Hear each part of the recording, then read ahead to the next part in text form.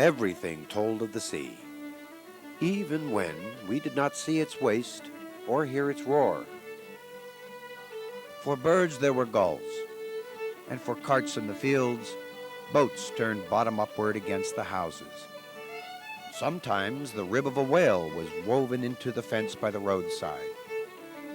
The shores are more fertile than the dry land. The inhabitants measure their crops not only by bushels of corn, but by barrels of clams. Henry David Thoreau.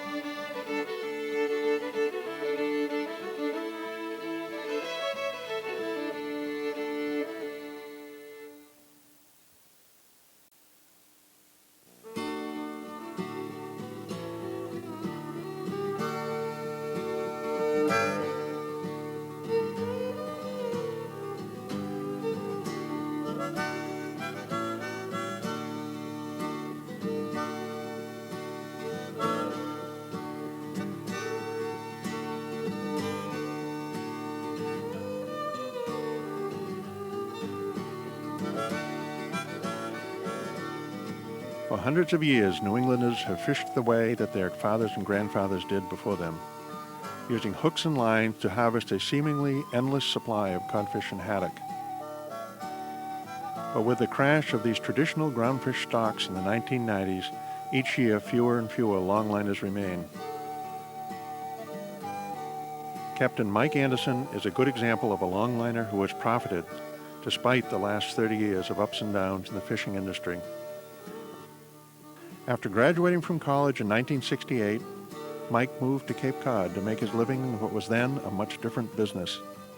4 or 5 years ago, some longliners like Anderson decided to take a chance and fish a non-traditional species, the dogfish.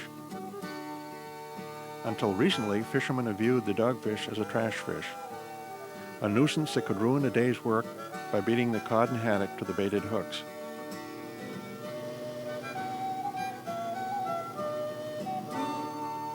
When you catch them, you really catch them. And that used to happen by accident, where we would go down the shoals and you'd think you were setting on codfish and you would get a dogfish in every hook. And of course, you'd lose the whole trip and your gear would be a mess. And you'd be insane. But it dawned on me one day, I said, well, you know, if you could catch them like that, you might make some money even at a dime. You know, it just seemed feasible. And we really didn't have an awful lot of alternatives. We had a lot of bottom left and there wasn't a lot of codfish. And it seemed like we could try it. We figured we could put it together as short money on our end and see if we could turn a profit, and we could. You know.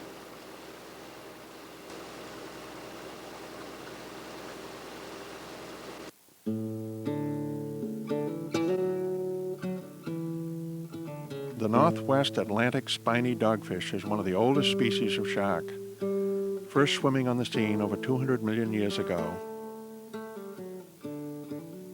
It is a highly migratory species that is found in Cape Cod waters between spring and fall.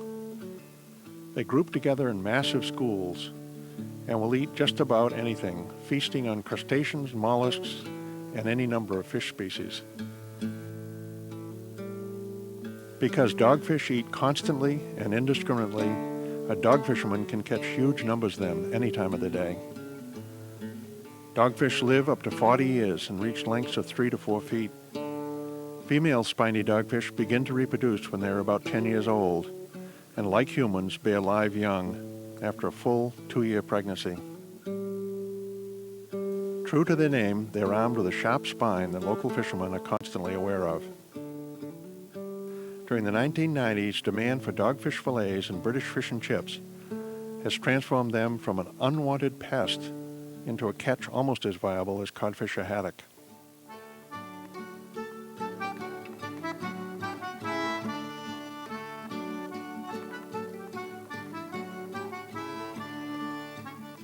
Generally, Mike is up and navigating the channels to the open sea before anyone on land is even sitting down to breakfast. But today he's heading out later than usual, just as the remains of the morning fog are burning off. He's heading to a place the locals call the old tuna grounds. Mike maintains close radio contact with other longliners to monitor the location of dogfish within the area. About 8 miles from shore, he approaches Mike Kiernan and Kenny Eldridge on the longliner Amy Margaret. They're already hauling back their hooks and lines. Because you can set anywhere, and because you don't need to fish certain spots like you do in ground fish, you have to pretty much be on the spot or you don't catch anything. So that's very competitive. People try to get to the spots before you or after you, or But in this particular business, if you find them, and they're not worth an awful lot, you try to help the other guys, everybody, and also you try to stay out of each other's way, because if the gear takes off and flies into somebody else, so you pretty much have to be in some kind of, you have to continually be in communication as compared to any other industry.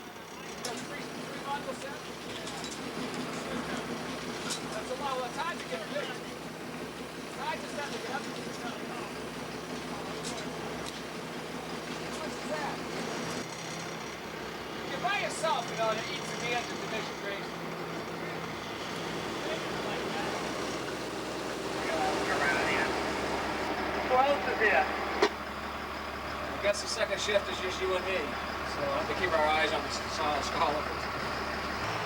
Hey, Mikey, when you coming out at the inlet there, the second flag, is that supposed to be in close to the beach like that?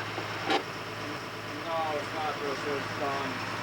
I moved away. Also, Minutes later, Mike comes upon another longliner. This time it's the William Gregory, captained by Roger Horn. Traditionally, Chatham fishermen go out in pairs, but in recent years, economics dictate that men like Horn and Anderson now choose to go it alone.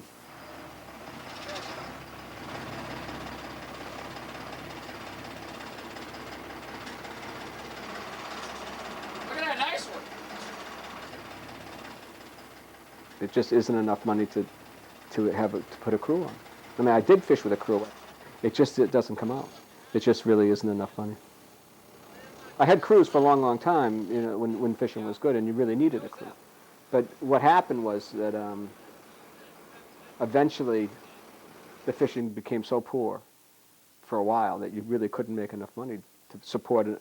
It was a pressure to have a person with a family dependent on you to make money. It was a difficult thing to call somebody in the morning in December or January and say we're going to go fishing and then not make any money. And that's and I've started feeling the pressure, and I'm sure a lot of captains did, of people who really needed the money. And so I would go on conditions where I thought that I knew for a fact that I shouldn't be going. That kind of led to going by myself. And I just went. And I found out I could do it, that it wasn't so difficult.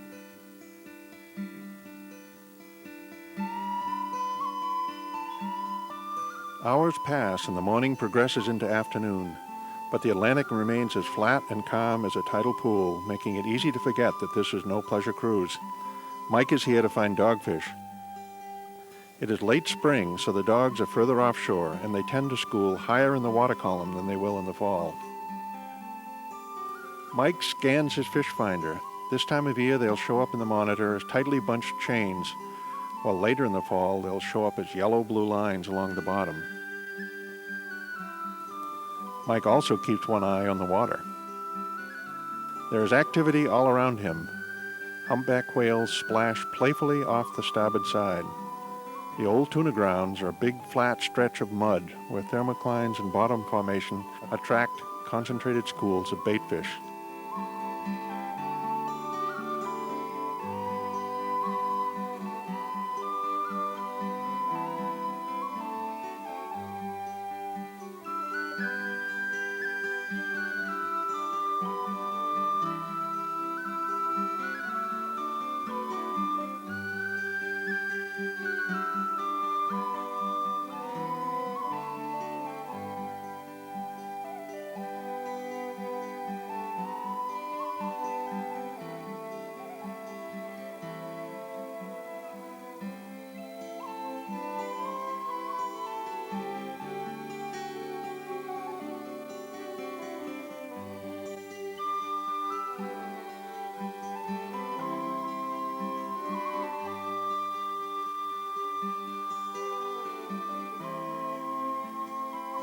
In the spring, the area comes alive with humpbacks, finbacks, minkies, white-sided dolphins, and every manner of seabird. Under the ocean surface, schools of fish, including the dogs, are feeding here, and that in turn is what draws the many fishermen. Everyone, man and beast, is here for the same reason: the food.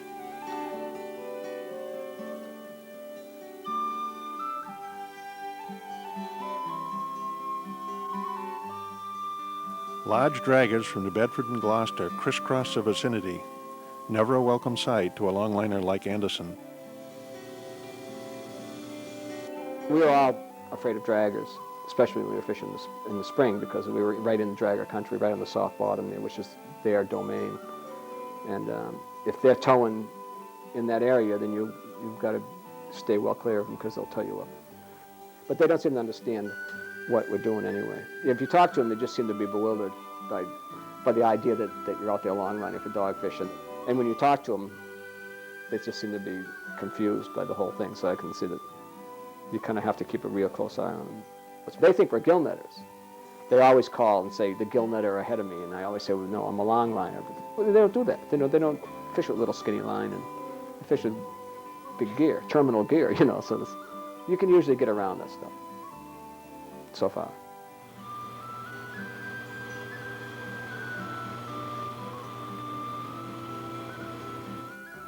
After 5 hours of patrolling the grounds, Mike catches the telltale chains wandering across his fish finder.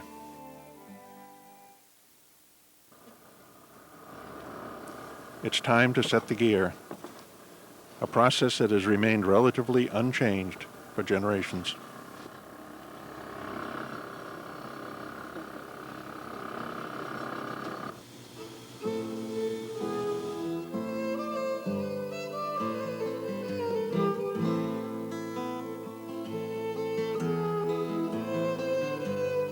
In the old days, fishermen ventured out onto the rich fishing grounds of Georgia's banks aboard large schooners. Once there, two-man crews rowed out from the mothership aboard small 16-foot wooden dories to set long trawl lines equipped with numerous baited hooks. Because the lines of trawl were stored in circular tubs, people used the terms longliner or tub trawler to describe the men that used them.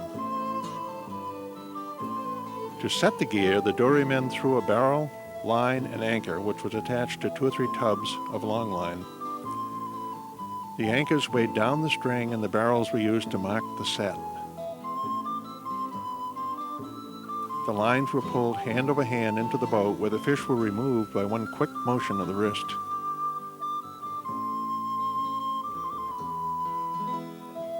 After a few laborious hours, the fishermen returned to the mother ship. But it was not always an easy affair. Handling the fish-laden dories could be dangerous, as the gunnels were commonly down to within inches of the waterline. And some dorymen never made it back, after disappearing into a fog bank or being taken by surprise in a sudden gale.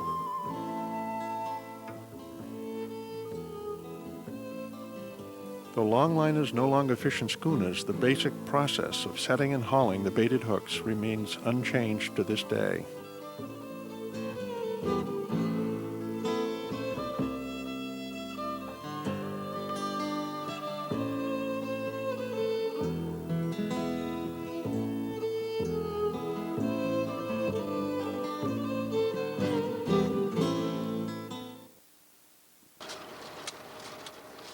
Before Mike headed out for a day of dog fishing, his baiters were hard at work to prepare the gear. Depending on the price of dogfish, Mike had his baiters use either squid or herring. Squid is preferred because it stays on the hooks better, but herring is used on days like today when the price of dogfish is low. Each fish tote contains bundles of 250 hooks, and Mike ties together 3 or 4 of these totes to a string. Once the line is set, it will only be a matter of minutes before it will be full of dogfish. The faster Mike can make his way back to the baited line, the less chance there are for problems like tangles or damage to his gear. When his last anchor catches the stern, Mike releases it and heads back to the first set.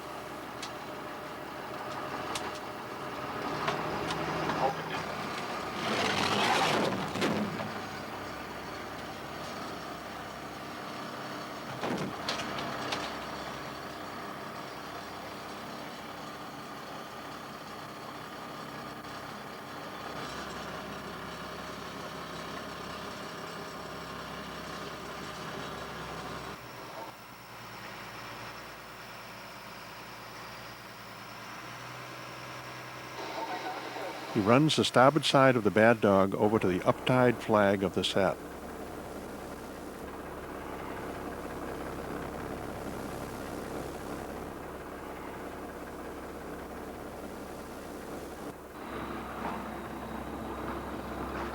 He grabs the flag, feeds the line into the hydraulic hauler, and cranks it up, letting it free fall into coils in the totes so the baiters on shore can better deal with it later.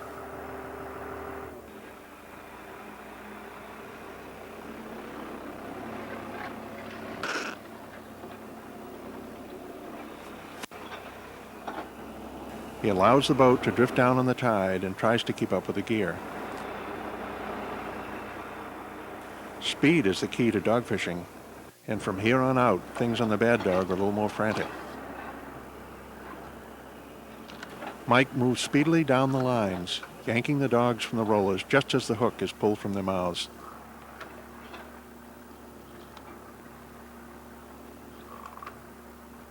He steers one-handed and tosses the dogs over his shoulder with the other. Where they land is not all that important, since by the end of the day, every square inch of the boat will be needed to bring them all back to Chatham Harbor. Amidst the flying hooks and dogfish bodies, Mike keeps in the back of his mind the many dangers that accompany anyone working alone at sea.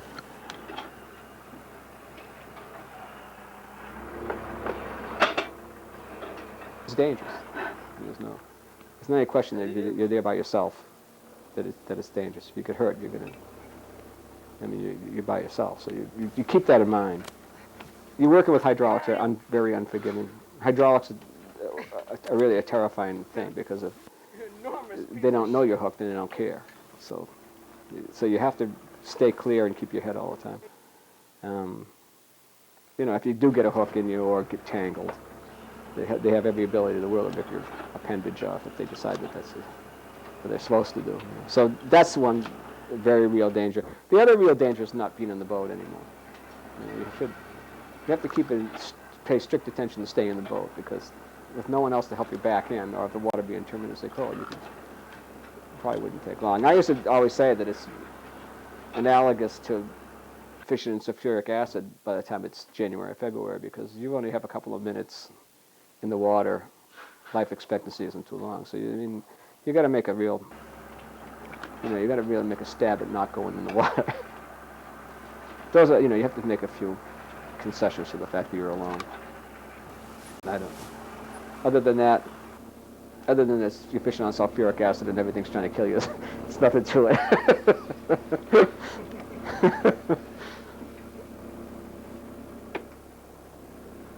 On the next line, Mike is set on very bad bottom for longlining. The uptide anchor fails to hold in the soft mud, and the numerous hooked dogfish have folded the usually straight longline back on itself, generating a huge tangle. Whole bundle.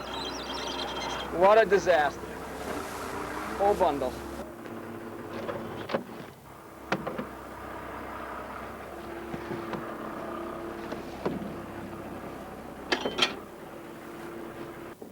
we were setting in very bad bottom.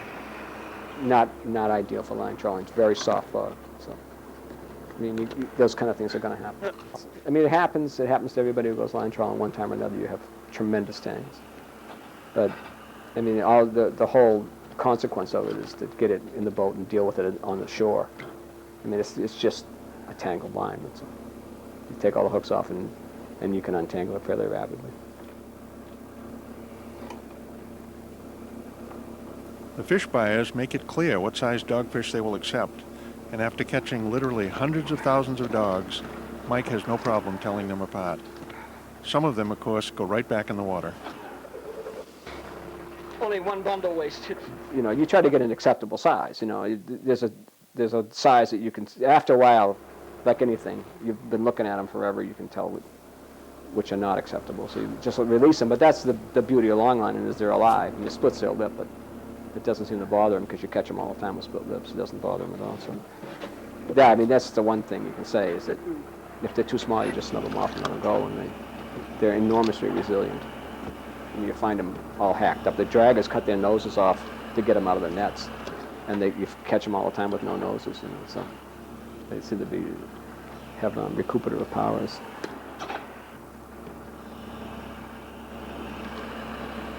Soon the tangle is put away in one of the totes, and Mike makes quick work of the remaining strings.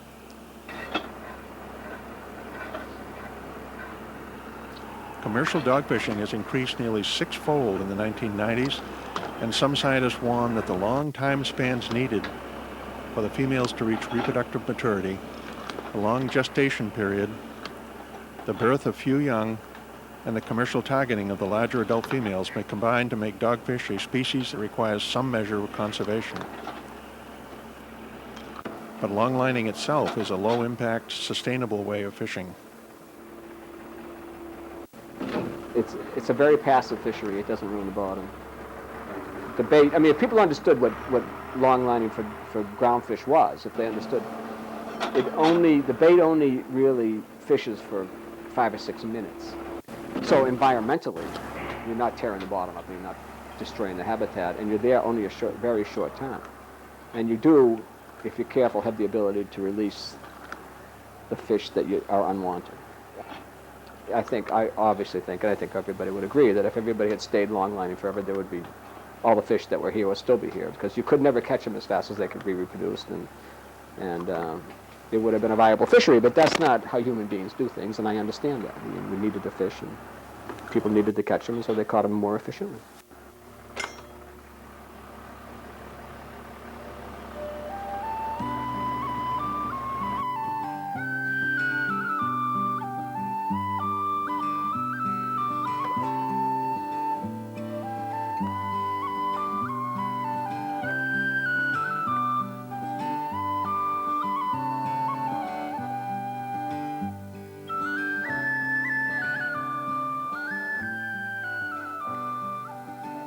When the last line's hauled and the last flag's put away and the last dogfish caught and the gear's all used up, I go home. There's no sense of staying. All you're doing is asking for trouble. When you're out there by yourself long enough, you're asking for trouble, you know, so you might as well go home. You know, and I suppose the quicker the better.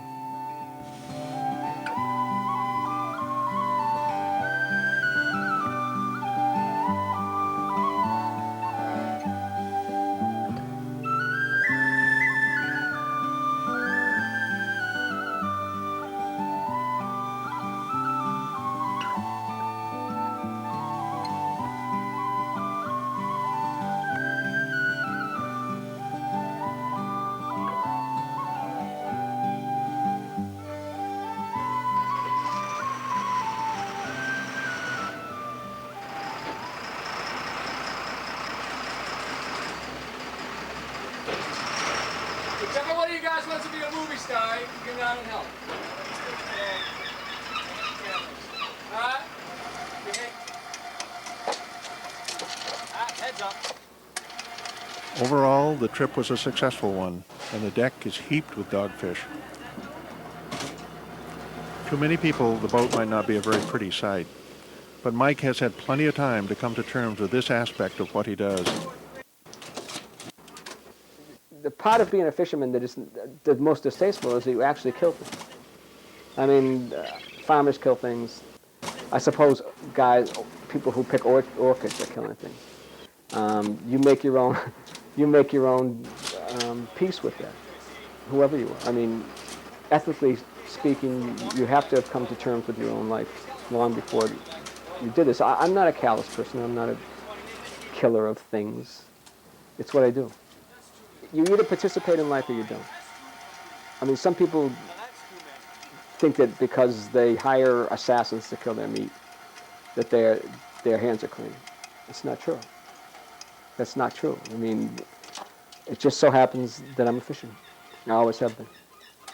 I suppose that I could have been a librarian, but that's not what happened. So participation is, I chose a long time ago to participate in life. And that's how it is.